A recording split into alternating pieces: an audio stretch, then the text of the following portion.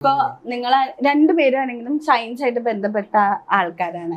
പിന്നെ നിങ്ങളും മുന്നേ ഇപ്പൊ സാറും പറഞ്ഞു, സന്തോഷേട്ടൻ മുന്നേ പറഞ്ഞിട്ടുണ്ട് നിങ്ങൾ ദൈവവിശ്വാസം ഉള്ളവരാണെന്ന്. അപ്പോ എനിക്ക് രണ്ടുപേരോടും കൂടെ ചോദിക്കാനുള്ളതാണ്, മതമാണോ ശാസ്ത്രമാണോ ശരി എന്ന് ചോദിച്ചാൽ എന്തായിരിക്കും നിങ്ങൾ പറയാ? മോറൽ വാല്യൂസ് മതം തന്നെയാണ്. ശാസ്ത്രം വെച്ച് ദൈവത്തെ എക്സ്പ്ലെയിൻ ചെയ്യാൻ പറ്റില്ല. പല ആൾക്കാർ ഇപ്പോൾ സയൻസ് വെച്ചാൽ ദൈവത്തെ എക്സ്പ്ലെയിൻ ചെയ്യുന്നത്. സയൻസ് ഡീൽ ചെയ്യുന്ന ലോജിക്കൽ എംപിറിക്കൽ ആ കാര്യങ്ങളാണ്. അന്ന് ബിയോണ്ട് മെറ്റാഫിസിക്കൽ അല്ലെങ്കിൽ ട്രാൻസ്ജെൻഡറിലെ കാര്യങ്ങളാണ് ദൈവം പോലെ കാര്യങ്ങൾ. ഇപ്പോഴത്തെ യുക്തിവാദമാണ് നിരീശ്വരവാദമാണ്. അവർ സയൻസ് വെച്ചാണ്, സയൻറ്റിസ്റ്റാണ് സയൻസ് ഒരു ഡോഗ്മാറ്റിക്കായി മാറുകയാണ്. അങ്ങനെയാണ് അവർ എക്സ്പ്ലെയിൻ ചെയ്യുന്നത്. അത് വളരെ റോങ് ആണ്. സയൻസ് വെച്ച് ഒരിക്കലും ദൈവത്തെ എക്സ്പ്ലെയിൻ ചെയ്യാൻ പറ്റില്ല. തുടക്കത്തിൽ ഞാൻ ആദ്യകാലങ്ങളിൽ വലിയ ദൈവവിശ്വാസിയൊന്നും അല്ലായിരുന്നു. ഞാൻ സത്യസന്ധമായി പറഞ്ഞാൽ ഞാൻ SFIക്കാരനായിരുന്നു. ഞാൻ പഠിച്ച BEd വർക്കല SN ട്രെയിനിങ് കോളേജിലെ SFI ചെയർമാനായിരുന്നു. ഞാൻ കല്യാണം കഴിക്കാൻ പോയ പെണ്ണിൻ്റെ അടുത്ത് ജാതകം പോലും നോക്കാതെ കല്യാണം കഴിച്ച ആളാണ് ഞാൻ. മനസ്സിലായി? ജാതകം പോലും നോക്കിയില്ല. ഞാൻ അപ്പോൾ ശങ്കര കോളേജിൽ അധ്യാപകനാണ്. ആ കോളേജ് അധ്യാപകനായിട്ടിരുന്ന് ഇത്രയും ഡിഗ്രികൾ വാങ്ങിച്ച് ഞാനിങ്ങനെ ഇരിക്കുമ്പോൾ ഇത്തിരി അഹങ്കാരവും മുൻഷോ ഇതൊക്കെ ഇങ്ങനെ ജാടയിലൊക്കെ ഇരിക്കണം. കാരണം ഇല്ലായ്മയിൽ നിന്ന് ഞാൻ ഇതൊക്കെ ഉണ്ടാക്കി വന്നതല്ലേ. ആരുടെ മുമ്പ് തല നോക്കണം, വേണം, ഒന്നും വേണ്ട. ഇത്തിരി ജാടയൊക്കെ കയറി ഇത്തിരി അടിയൊക്കെ ഉണ്ടായിരുന്നു. കമ്പനി കൂട്ടുകെട്ട്, സാറുമാരെ കൂട്ടുകാർ, എല്ലാ ബുദ്ധിമുട്ടും നമ്മൾ അടിച്ച് പൊളിച്ച് സംഭവമൊക്കെ ചെയ്തു. എൻ്റെ MSc പഠിപ്പിച്ച ടീച്ചർ പറഞ്ഞു, ടീച്ചറിൻ്റെ നാത്തൂൻ്റെ മോളാണ് പെൺകുട്ടി, പോയി കാണാൻ പറഞ്ഞു. ഞാൻ കൊല്ലത്ത് പോയി കണ്ടു. നോക്കിയപ്പോൾ 4.5 അടി ഹൈറ്റേ ഉള്ളൂ. ഇങ്ങനെ പോലെ തന്നെ ഇങ്ങനെ 5 അടി വരുമെന്ന് തോന്നുന്നു. 5 അടി. ഇത് 4 ഉള്ളൂ. തങ്ങളുടെ കഴുത്തിൻ്റെ അത്ര വരെ ഉള്ളൂ. അപ്പോൾ 86 കിലോയും.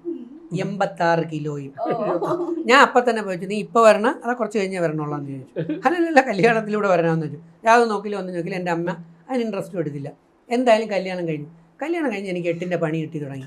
അവിടെ നിന്നാണ് ഞാൻ പഠിച്ചു തുടങ്ങിയത്. കാരണം എനിക്കെന്ന് വെച്ചാൽ അവൾക്ക് ചൊവ്വാദോഷം. ഞാൻ അപ്പോഴാണ് ഇത് പഠിക്കാൻ തുടങ്ങി. ഞാൻ എന്ത് പഠിച്ചിട്ടേ പോകത്തുള്ളൂ. ഞാൻ എന്തിനിറങ്ങിയാലും പഠിച്ചിട്ടേ പോകത്തുള്ളൂ. അപ്പോൾ നോക്കി എനിക്ക് 2 കുഞ്ഞുങ്ങളായി ആവേണ്ടായിരുന്നു. 2 മരിച്ചു. ദെൻ അടുത്ത ഡെലിവറിയിലേക്ക് വന്നു കഴിഞ്ഞപ്പോഴത്തേക്ക് ആ ഡെലിവറിയിൽ അവൾ മരിച്ചു. ഞാൻ തട്ടിപ്പോവേണ്ടതായിരുന്നു. അങ്ങനെ കംപ്ലീറ്റ് ഞാൻ പഠനം തുടങ്ങി. അവിടെ നിന്ന് ഞാൻ പഠിത്തം തുടങ്ങി. അങ്ങനെയാണ് ഞാൻ ഭഗവത്ഗീത, ബൈബിള്, ഖുർആൻ, മഹാഭാരതം, രാമായണം, ഭാഗവതം ഇത് എൻ്റെ സയൻസിൽ നിന്നുകൊണ്ട് പഠിക്കാൻ തുടങ്ങിയപ്പോഴാണ് ഒരു കാര്യം എനിക്ക് മനസ്സിലായത്. മര്യാദയ്ക്ക് ഞാൻ സ്കൂൾ ക്ലാസ്സിൽ പഠിക്കുന്ന സമയത്ത് ഒരു 10 മിനിറ്റ് വെച്ച് ഈ വേദവും കൂടെ പഠിച്ച് മനസ്സിലാക്കി മുമ്പോട്ട് പോയിരുന്നെങ്കിൽ ഇന്ന് ഡോക്ടർ അജിത് കുമാർ IAS എന്ന് പറഞ്ഞ പോലെ ഡിസ്ട്രിക്ട് കളക്ടറൊക്കെ ആയിട്ട്, ചീഫ് സെക്രട്ടറി ഒക്കെ ആയിട്ടോ, അല്ലെങ്കിൽ എനിക്ക് LLBക്ക് കിട്ടിയതാണ്. എൻ്റെ ജാതകത്തിൽ എഴുതിയിട്ടുണ്ട് ന്യായാധിപനാവെന്ന്. ഞാനിപ്പോൾ ഹൈക്കോടതി ചീഫ് ജസ്റ്റിസോ അല്ലെങ്കിൽ ജഡ്ജിയോ സുപ്രീം കോടതിയായിട്ട് ഞാൻ ഇങ്ങനെ ഇരുന്നേനെ. എന്നാലും ഈ എനിക്ക് അദ്ദേഹത്തെ ഭയങ്കര ഇഷ്ടമാണ്. അദ്ദേഹത്തിൻ്റെ രാജു നാരായണസ്വാമി IASൻ്റെ ഒരു ഫാനാണ് ഞാൻ. അദ്ദേഹത്തിന് അടുത്ത് കാണാനും സംസാരിക്കാനും പറ്റിയിട്ടുണ്ട്. പക്ഷേ ഞാൻ നേരത്തെ പറഞ്ഞില്ലേ, ബുദ്ധി കുറച്ച് കൂടിപ്പോയാലും സാധാ ആൾക്കാർക്ക് അത് മനസ്സിലാക്കാൻ പറ്റില്ല. മനസ്സിലായി? ഇതാണ് സന്തോഷ് വർക്കിക്കുള്ള പ്രോബ്ലം. ഇപ്പൊ കറക്റ്റ് മാച്ചിങ് ആയി. ഞാൻ പറഞ്ഞ ക്ലിയർ ആയില്ലേ? മനസ്സിലായി? എല്ലാം ഒരു നോർമൽ ലെവലിൽ പോകുന്നതായിരിക്കും നമുക്കെപ്പോഴും നല്ലത്. കൂടിക്കഴിഞ്ഞു കഴിഞ്ഞാൽ സാധാ ആൾക്കാർക്ക് അത് പറ്റില്ല. അപ്പം അവർക്ക് അംഗീകരിക്കാൻ പറ്റാത്തതിന് പകരം അവന് വെട്ട് സൈക്കോ. അതെ, പൊതുവെ പറയാറുണ്ടല്ലേ, ബുദ്ധി കൂടുതലുള്ള ആൾക്കാർക്ക് ഇവന് ഭ്രാന്താണ്, അങ്ങനെ പറയാറുണ്ടല്ലേ. APJ അബ്ദുൽ കലാമിനെ എടുക്കാം, ഒട്ടു കുറയ്ക്കണ്ട. അദ്ദേഹത്തിന്റെ തലമുടി കണ്ടാ ഇഷ്ടപ്പെടൂല. ഇങ്ങനെയാണ് അവരുടെ സ്റ്റൈൽ. ഇന്ത്യൻ പ്രസിഡന്റ് വലിയ സ്റ്റൈലിലൊക്കെ അദ്ദേഹം പറഞ്ഞു, ഇങ്ങനെ ഞാൻ വയ്ക്കൂ, ഇത് കണ്ട് ഇഷ്ടപ്പെടണതിന് ഇഷ്ടപ്പെട്ടാൽ മതി, അല്ലേ? അത്രയേ ഉള്ളൂ സംഭവം. അദ്ദേഹത്തിൻ്റെ ബുദ്ധിക്കഴിവിനെ നമ്മൾ എടുക്ക്, അദ്ദേഹത്തിൻ്റെ കണ്ടുപിടുത്തങ്ങൾ എടുക്ക്, അദ്ദേഹം രാജ്യത്തിന് വേണ്ടി കൊടുത്ത കോൺട്രിബ്യൂഷൻസ് എടുക്ക്.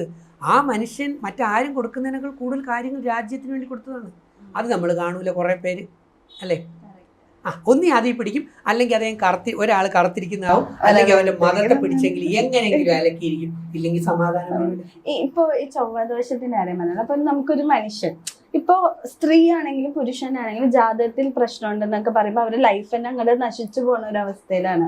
ചിലവർക്ക് അങ്ങനെ ഇപ്പോൾ കല്യാണം നല്ല, അല്ലെങ്കിൽ അവരുടെ ലൈഫ് കുറെ അന്ധവിശ്വാസങ്ങളും ഫില്ല് ചെയ്തിട്ട് ലൈഫ് അങ്ങ് എഫക്ട് ചെയ്യാം.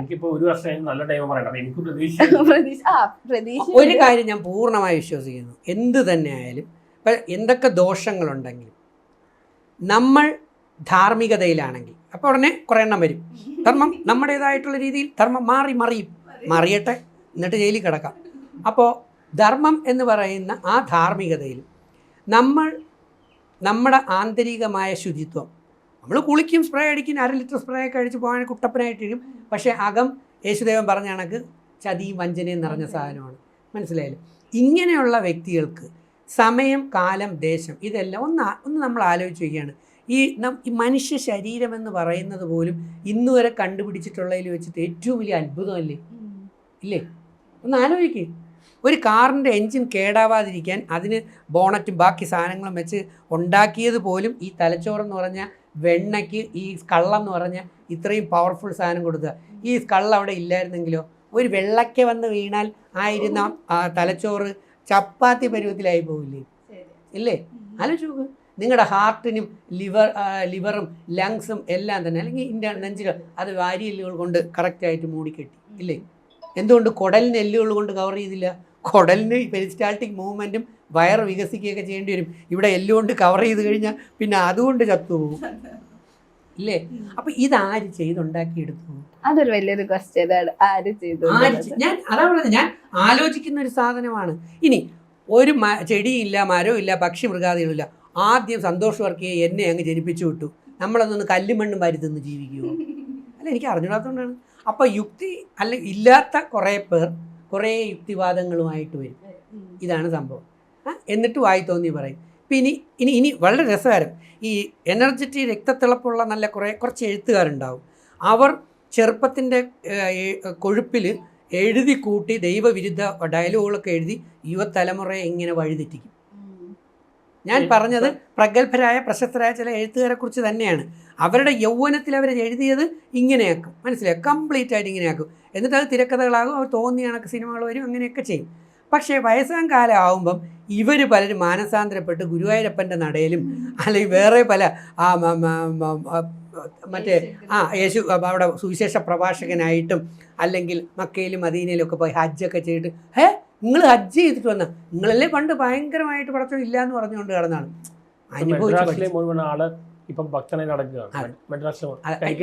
എന്റെ കാര്യം തന്നെ എടുക്കാം. ഞാൻ പറഞ്ഞില്ലേ, ഞാൻ ഇങ്ങനെ നടന്നേ, ഞാൻ ഇപ്പൊ ഭയങ്കര ദൈവവിശ്വാസി.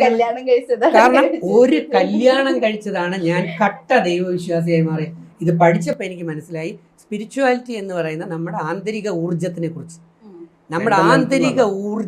കുറിച്ച്, നമ്മൾ പഠിച്ചു കഴിഞ്ഞാൽ നമുക്ക് മനസ്സിലാവും അത് പവർഫുള്ളാണെന്ന്. അങ്ങനെ പവർഫുൾ ആ ഊർജത്തിനെ നമ്മൾ പവർഫുള്ളാക്കി മാറ്റിയാൽ നമ്മൾ തന്നെ കൃഷ്ണനും ക്രിസ്തുവും പ്രവാചകന്മാരും നമ്മൾ തന്നെ പവർഫുൾ പേഴ്സണാലിറ്റി ആയിട്ട് മാറും. പക്ഷെ അത് തിരിച്ചറിയാതെ നമ്മളതിൽ മാലിന്യത്തെ കയറ്റിയിട്ട് നമ്മൾ അടിമകളായി കിടന്ന് എങ്ങനെ നാട്ടുകാരുടെ അടിയിൽ വാങ്ങിച്ച് നമ്മൾ ചെയ്യുന്നത് കുറേ പോകുമ്പോൾ വിഷമം തോന്നും. സത്യം തിരിച്ചറിയാൻ വളരെ കുറച്ചുപേരെ ശ്രമിക്കാറുണ്ട്. സത്യം തിരിച്ചറിയുന്നിടത്ത് നിന്നാണ് വിജയം. എനിക്ക് അടികൾ കിട്ടി, തകർച്ചകൾ വന്നപ്പോൾ ആ ഒരു സംഗതിയിലൂടെ മാറ്റം വന്നു. ആ മാറ്റം വന്നതിനാണ് ഇന്ന് മിസ്റ്റിക് മീഡിയയിൽ ഇവിടെ ഇരിക്കുന്നത്. വേറെ ഒന്നിനു വേണ്ടിയല്ല, സൂപ്പർ ജിംനി ഷീസ് റൈറ്റ് എന്ന് പറയുന്ന സിനിമയിലേക്ക് അതിനകത്ത് നല്ലൊരു വേഷമാണ് ചെയ്തിരിക്കുന്നത്. സന്തോഷേ അല്ല ആറാട്ടണ്ണ, നാളെ നീ ഈ സിനിമ റിലീസാണ്, നീ കാണണം.